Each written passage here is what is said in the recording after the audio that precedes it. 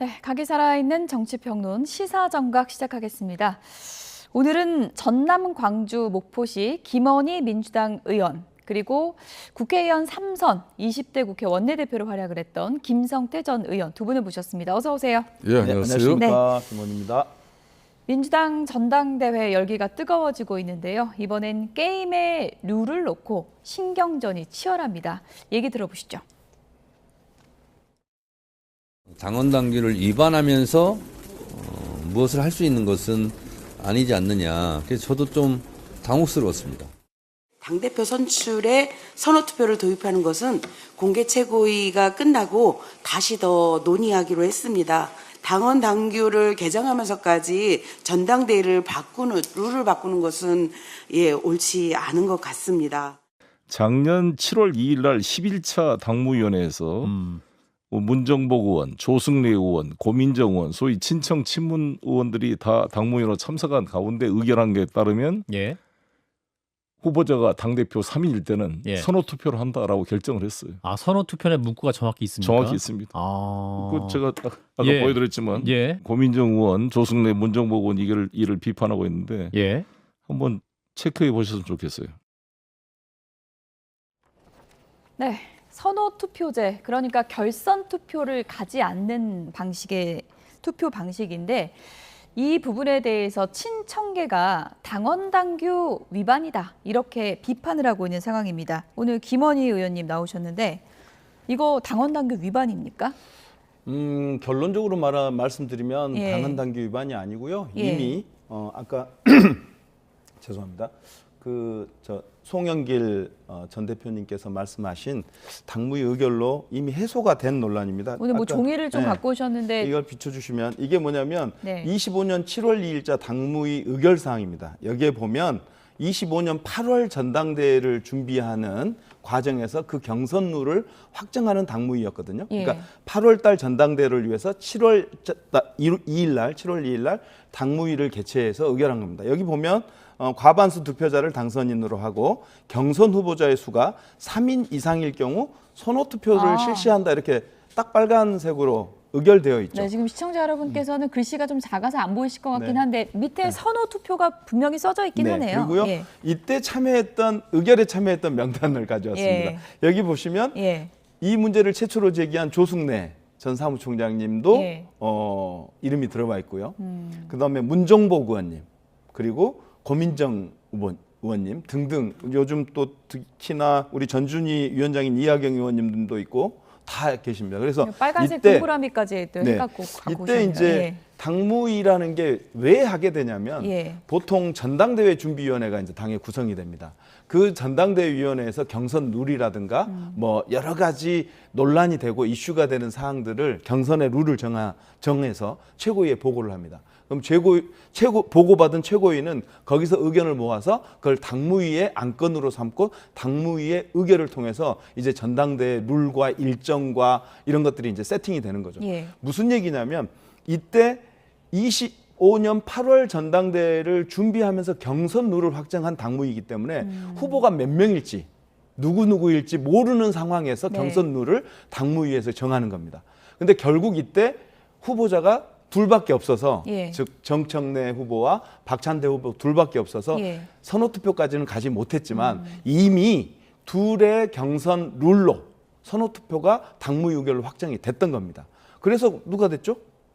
정청래 당대표가 됐고 이 룰 세팅을 하는 과정에서 정청래 후보 측과 박찬대 후보 측에 아무런 이의 제기가 없었고 그래서 당무위에서 84%의 압도적인 찬성으로 통과가 됐던 겁니다. 그래서 이미 이 당원 당규 논란은 이 당무위 의결로 이미 해소가 되었다라고 보는 게 일반적인 사람들의 생각입니다. 그러니까 당원에 결선 투표라는 단어가 들어가 있더라도 그것을 이제 수정하는 얘기를 이제 당무위에서 결정을 지었기 때문에 지금 정청래 전 대표 측에서 주장하는 것은 근거가 없다 이렇게 보시는 거군요. 자신들이 이미 이 룰로 25년 8월 전당대회를 치른 거예요. 이미 당대표가 됐다, 이 룰로. 그렇죠. 그때는 2명이었기 때문에 선호투표가 없었을 뿐이지 없었을 만약에 뿐이다. 다른 후보가 한 명 더 있었으면 결선투표를 했겠죠. 결선투표의 한 방식으로 선호투표를 실시했겠죠. 그런데 그때는 후보가 2명이어서 안 했어요. 그러니까 그때는 자기들한테 유리하니까 아무 말 안 했다가 이제 와서 이게 당헌 당규상의 문제다라고 한다면, 그리고 이미 자기들이 그 당무위 의결에 직접 참석을 했든 아니면 위임을 했든, 문정복 우리 최고님이나 우리 조승래 전 사무총장님이 이미 거기에 명단이 들어가 있잖아요. 당무위 의결 사항으로. 그렇다면 본인들이 그런 얘기가 가능한 거죠. 유리할 때는 아무 얘기 안 했다가 불리하다고 판단되니까 룰을 건드는 거 아니냐. 그 이런 거를 이제 흔히 우리가 전문 용어로 내로남불이라고 하죠. 네.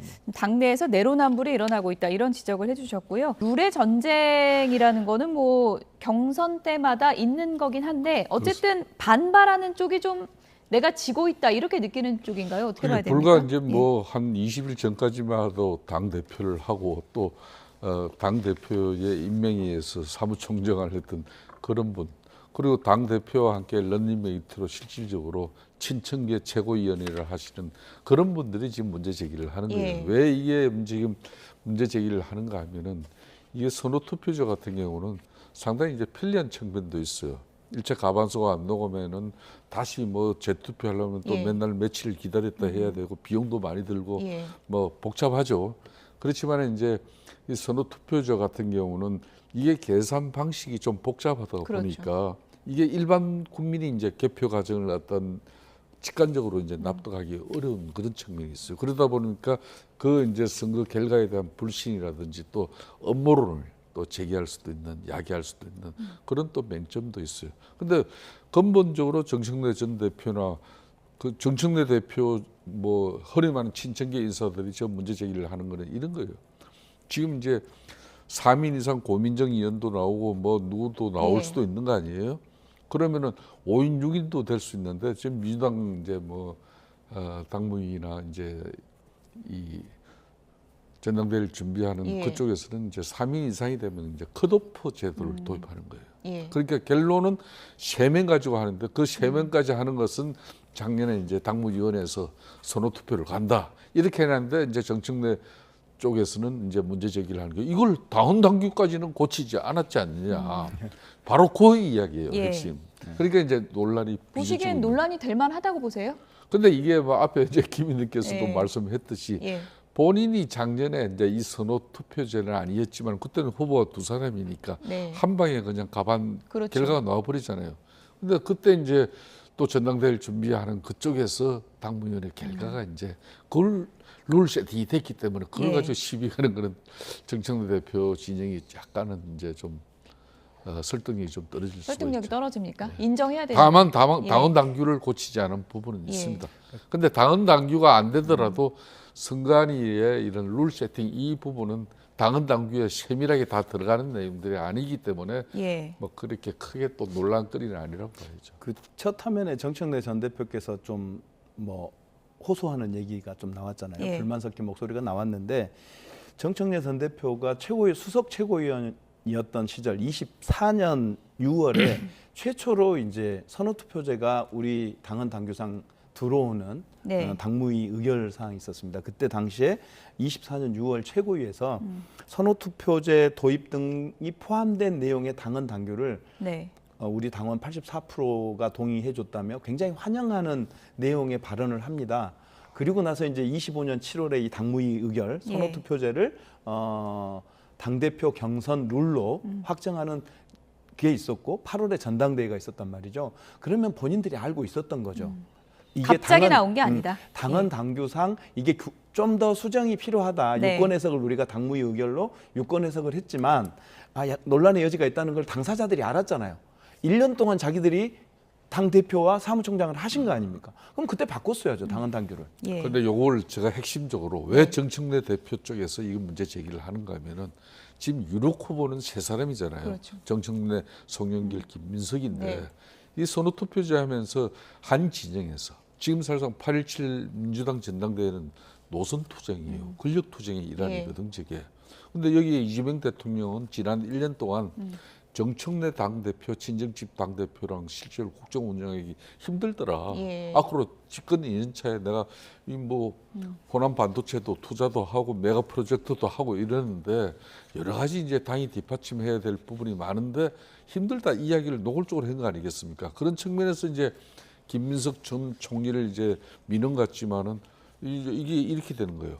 그러니까 이제 진영에서 가령 이재명 대통령을 지지하는 진영 입장에서는 3명 선호투표는 한 번 김민석 1번 주고 예. 2번 송영길 줘버리면 정청래는 갈 게 없어져요. 그러면은 1차에서 과반수가 안 나오더라도 정청래 몫이 없잖아요. 그래서 이제 문제를 제기하는 거예요. 네. 정청래 전 대표가 SNS에 이런 글을 올렸습니다. 2대1, 3대1로 싸우면 흠씩 두들겨 맞습니다. 말은 많이 맞는 아픕니다. 이야기예요. 지금 맞아요? 맞는 이야기. 2대1, 3대1로 2대1로 이제 싸우는 결과가 되죠. 결과는. 예. 그럼 아픈 소리 좀 할 만한 거 아닙니까? 어떻게 보십니까? 예. 그러니까 저 상황을 누가 만들었습니까? 예.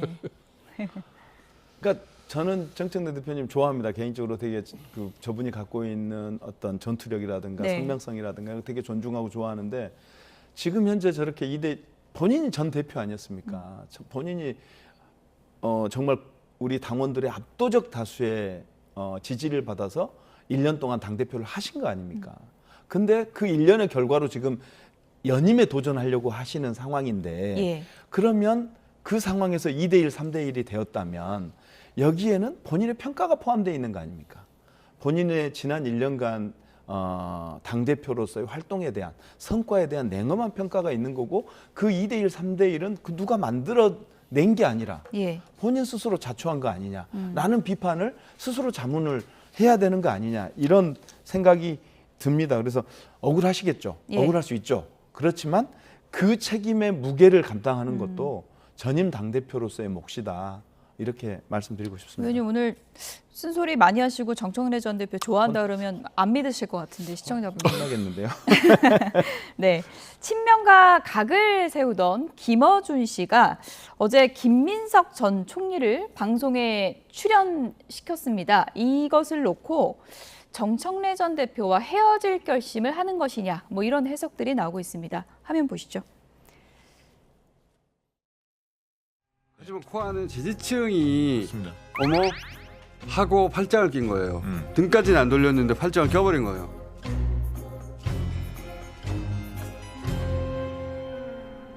김민석 왜 계엄 해제 표결에 불참했어? 감기약 먹고 잤어? 이런 의혹 제기 있잖아요. 네. 네. 간발의 차이로 놓쳤다. 제가 1초 늦었습니다.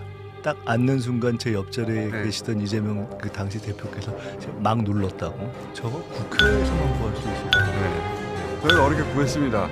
저기 동그라미 있죠? 저렇게 시민들이 저렇게 어수선한 사이에 옆에서 김민석 의원이 저렇게 갑자기 넘어가는 거예요.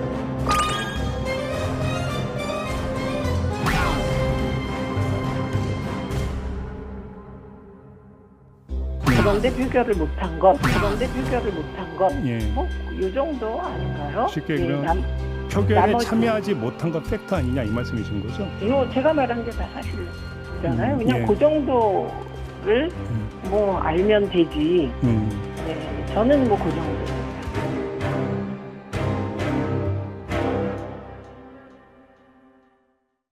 네. 김어준 씨 유튜브에서 헐레벌떡 개엄한 밤에 국회로 뛰어들어오는 김민석 전 총리의 모습을 영상을 공개했습니다. 이게 뭐 친청의 네거티브 공략 핵심 포인트였는데 사실상 좀 무력화시켰거든요. 제가 공교롭게 예. 며칠 전 YTN 이 예. 방송에 나와가지고 제가 다른 이야기를 했는데 정청래 대표가 요 며칠 상간을 고립무원 사면초가 지금 상당히 어려운 이 처지를 극복하지 못하면은 선거는 초반에 기세에 눌려버리면 예. 결과 보라만 합니다. 예. 그러니까 문재인 전 대통령도 이재명 대통령이 청와대 초치에 오찬하니까 뭐 친문 인사들도 뭐 다들 대통령의 뜻이 어디 있는지 다 알잖아요. 또 뭐 가장 본인의 정청래 대표의 가장 큰 응원군인 김어준 방송인도 뭐 이 방송하기 전에는 어디가 있었어요? 프랑스 식당 개업한다고 가 있었어요. 예. 식당 개업한다고 갔다 오시더니 사실상 어제 저 부분은 김어준 방송을 통해서 김인석 전 총리의 재작년 비상계엄에 표결 참여하지 못한 그 면죄부 내용을 갖다가 어떻게 보면 김어준 방송이 예. 더 그냥 정리를 해준 그런 그림이에요. 정리를 해준 겁니다. 그런 거죠. 예.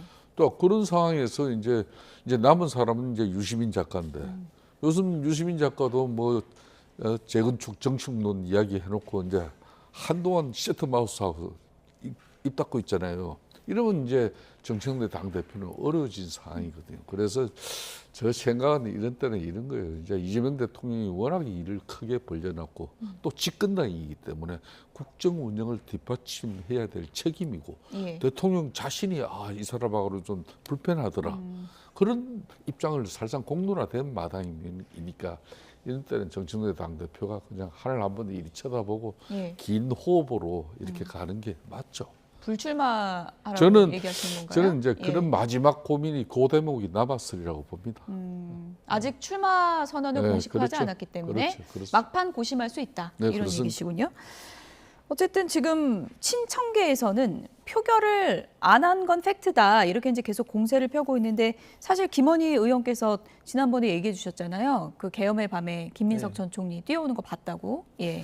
그러니까 지금 오늘 이 YTN 화면에는 안 나왔는데 뉴스공장에서 그 김어준 총수가 이성윤에게 이 문제는 됐다. 사과하고 마무리 지어라라고 하는 공고의 말을 하는 내용이 있거든요. 예.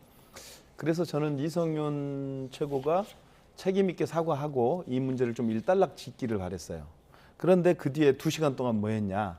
결국 투표 안 한 거 아니냐? 이렇게 이제 논란이 이어지는 것을 보면서 저는 조금 좀 거시기하다. 예. 이런 거는 좀 책임 있는 정치인답게 예. 정리를 해줘야지. 저는 이 사건 보면서 타진요 사건이 생각났어요. 타진요가 입학증명서, 졸업증명서 다 보여줬는데 그 뒤로도 그걸 안 믿고 계속 문제 제기하는 사람들이 있었잖아요. 결국 그 사람들은 어떻게 됐죠? 책임을 다 물었잖아요. 이성윤 최고께서 이 상황을 계속 이렇게 물고 간다면 예. 결국 당원들로부터 책임을 묻게 될 거다. 그는 그래서 엄중히 좀 이 상황을 봤으면 좋겠고. 근데 자신의 표결을 안 한 건 팩트다. 이런 공세를 펴는 거는 어떻게 보세요? 예. 그거는 표결에 참여 안 한 사람이 제가 확인해 봤는데 한 17, 18명쯤 됩니다. 그때 비상계엄 할 줄을 몰랐으니까 예. 외국에 나가서 의원회견을 하던 분들도 꽤 있었고요. 지방에서 지역 활동하던 분도 있습니다. 제가 그 산자중기위, 국회 산자중기위 민주당 간사를 그때 맡고 있었는데 저희 상임에서도 한 분이 지방에 계시다가 결국 새벽 3시에 오셔가지고 표결을 못했습니다. 근데 예. 그분이 그 이후에 벌어진 모든 탄핵 집회부터 시작해서 파면이 이루어질 때까지 정말 멸사헌신적으로 이 윤석열 내란을 종식시키기 위해서 최선 노력을 다했습니다. 그분께는 아마 표결을 못한 그 어떤 무거운 책임감 이런 게 있었을 거란 말이죠. 그런 분들한테 만약에 진짜 두려워서 안 온 사람이 누가 있겠습니까? 김민석 전 총리가 두려워서 그날 도망간 거 아니냐라고 하는 프레임을 만들고 싶었던 거 아니냐라는 의심을 받고 있잖아요, 지금. 예. 그 의심은 깨졌잖아요. 표결은 못했지만 그러면 감싸 안아줘야죠. 핵심적인 의심은 해소가 된 거다. 그렇죠. 그리고 예. 이제 그 다음 뒷단의 문제는 동지적 관계로서 같이 해소해 나가면 될 일을 그거를 표결을 참여 안 한 건 사실 아니냐 이렇게 나온다면 좀 아쉽다, 안타깝다 이런 생각입니다. 네. 당심에는 큰 변수가 안 될 거라고 보십니까? 전당대회 과정에서? 아니 이걸 봄으로써 이제 그 가장 큰 아까 앵커님께서 말씀하셨던 대로 가장 큰 네거티브였잖아요, 이게. 예. 그 문제가 해결됐으니 김민석 전 총리께 도움이 되겠다 이런 생각은 들죠. 김성태 전 의원께서 뭐 고립무원이다 이런 표현까지 써주셨는데 정청래 전 대표가 아직 출마 선언을 안 하고 있습니다. 그 시점을 어떻게 잡을지 아니면 정말 불출마 가능성도 있는 것인지 그 부분은 좀 기다려 보도록 하겠습니다. 최근에 국민의힘 장동혁 대표는 그야말로 당내에서 사면 초과에 빠졌다 이런 얘기들이 나오고 있는데요. 그래서 그럴까요? 최근에 장외 집회에 열을 올리고 있습니다. 이 부분에 대해서 오늘 민주당에서 비판이 세게 나왔는데요. 들어보시죠. 장동혁 대표의 저급한 막말 정치가 도를 넘었습니다. 여러분, 대통령 호칭도 성도 빼고 싸우자라는 손팻말을 든 이 사람인지 누군지 알아보시겠습니까? 저 화면 한번 보십시오. 고등학생 말고 나라 싸우자. 처분이 제1야당 대표 장동혁 대표입니다. 좀 부끄러울 따름입니다. 요즘 국민들 사이에 이런 말이 돈다고 합니다. 군인이 대통령 되면 군인이 존중받고 기업인이 대통령 되면 기업이 존중받는데 범죄자가 대통령 되니 범죄자만 존중받는다는 겁니다.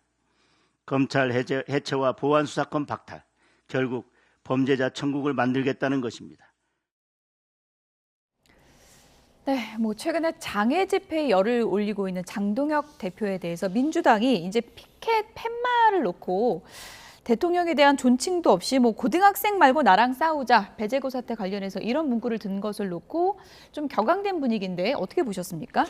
뭐 저 부분은 좀 이제 그래도 제1야당 공당의 대표이기 때문에 또 일정 부분 품격과 또 국격을 생각해서라도 뭐 대통령에 대한 예우는 있어야 되는 것이고, 그런 측면에서 이제 지금 배재고 야구단 사태가 이제 벌어진 그 문제는 이제 교육적 관점에서 이렇게 성찰하고 또 뭐 그런 또 실수를 해서는 안 된다는 그런 이제 학생들 간에 또 학교 측 간에 문제를 풀어나가고 있지 않습니까?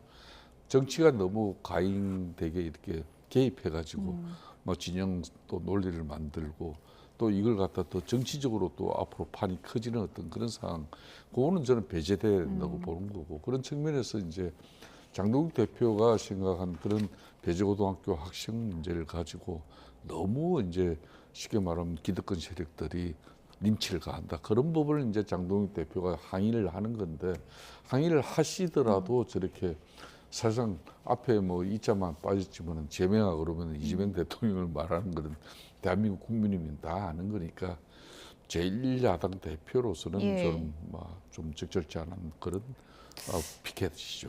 뭐 김성태 전 의원님 하면은 뭐 야성의 정치로도 불리고 단식 투쟁도 하셨고 뭐 야당이 어떻게 나아가야 하는가, 보수가 어떻게 나아가는가 이런 거 고민 많이 하셨던 분으로 좀 대표되는데, 그렇습니다. 지금도 6.3 선거 결과는 이제 절대 권력 이재명 정부와 민주당 폭주하는 입법 권력에 대한 국민적 견제도 분명히 있었지만은 여전히 제1야당인 국민의힘은 12.3 비상계엄을 제대로 털어내지 못하고 자성과 반성, 성찰로서 당을 변화시키는 그런 국민적 신뢰를 회복하지 못했다는 그런 따끔한 채찍을 우리가 받았어요.